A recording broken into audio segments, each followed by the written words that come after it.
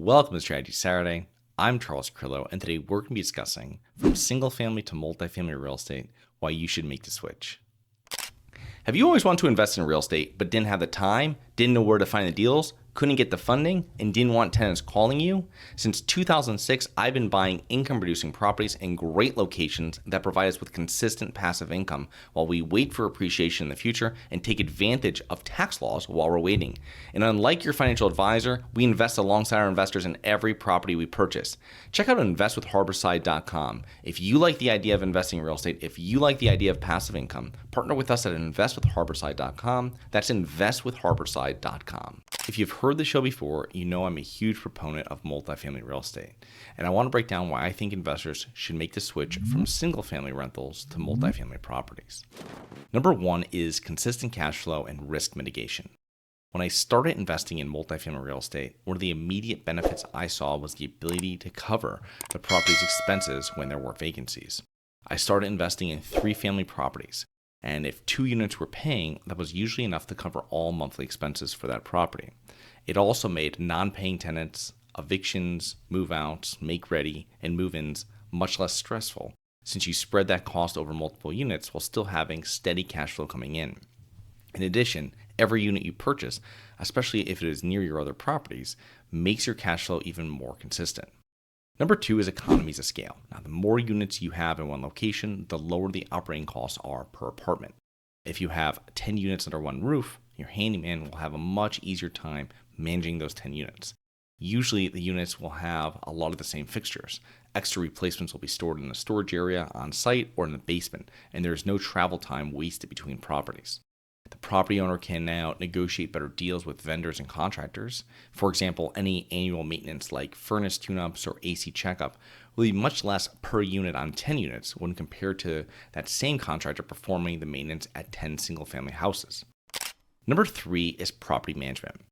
Now, property management becomes easier and less expensive per unit with every unit you have at a property. Furthermore, different levels of property managers focus on properties of different sizes. Typically, the larger your properties, the more professional the managers you are that you'll attract to manage them. Suppose you own a couple of single-family houses. In that case, the normal property manager will usually be a real estate agent who does property management on the side, and you will usually pay a rate of 10% for property management fee. Now, compare that to owning a 10 to 20 unit property, where you can hire a property manager who manages apartment complexes all day long and will charge around, say, 7%. And that will only go down with the more units you buy, the more complexes. Number 4 is financing options.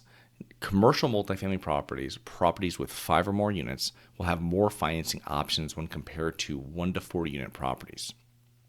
Commercial multifamily properties can choose the financing solution that best fits their needs, with some options being non-recourse, meaning that the owner is not personally signing on the loan. Moreover, these loans are based more on the property's performance and less on the property owner and their income. Number 5 is forced appreciation. Forced appreciation is a major benefit of commercial multifamily properties. Since commercial real estate is valued off the net operating income, the owners have more control over the value of their property when compared to a single-family home, where the value is mainly based on market comparables. Commercial multifamily properties and commercial properties alike, the owners can perform property renovations and management efficiencies to their property to boost the NOI and ultimately increase the value of their property, another benefit of multifamily assets.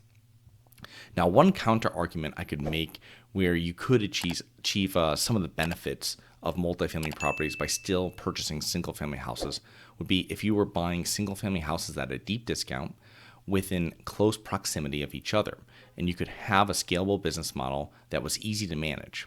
Now, I say a deep discount since it is usually much easier to buy single-family homes at deep discounts when compared to multifamily properties.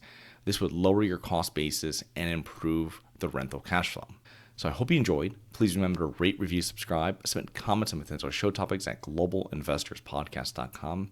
If you're interested in actively investing in real estate, please check out our courses and mentoring programs at syndicationsuperstars.com. That is syndicationsuperstars.com. Look forward to 2 more episodes next week. See you then. Nothing in this episode should be considered specific, personal, or professional advice. Any investment opportunities mentioned on this podcast are limited to accredited investors. Any investments will only be made with proper disclosure, subscription documentation, and are subject to all applicable laws. Please consult an appropriate tax, legal, real estate, financial, or business professional for individualized advice. Opinions of guests are their own. Information is not guaranteed. All investment strategies have the potential for profit or loss. The host is operating on behalf of Syndication Superstars LLC exclusively.